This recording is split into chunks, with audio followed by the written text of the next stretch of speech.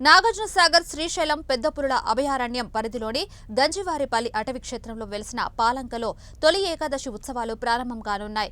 వచ్చే భక్తులు ఎలాంటి ప్లాస్టిక్ వస్తువులు అనగా ప్లాస్టిక్ గ్లాసులు, ప్లాస్టిక్ ప్లేట్స్, ప్లాస్టిక్ లగేజీ సంచులు, ప్లాస్టిక్ వాటర్ బాటిల్స్ మొదలగునవి తీసుకొని రావద్దని దోర్నాల సబ్ డిఎఫ్ఓ వేణు తెలిపారు. అదేవిధంగా పెద్దపులులు అభయారణ్యంలో మద్యపానం, ధూమపానం, వంట వండుట, రాత్రిళ్లు బస చేయుట నిషేధమైనవన్నారు.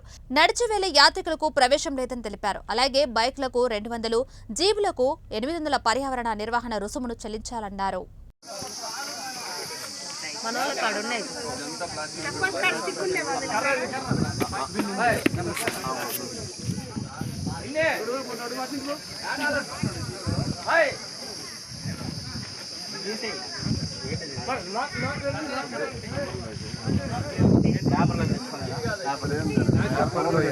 న్యూస్ పేపర్ తీసుకొని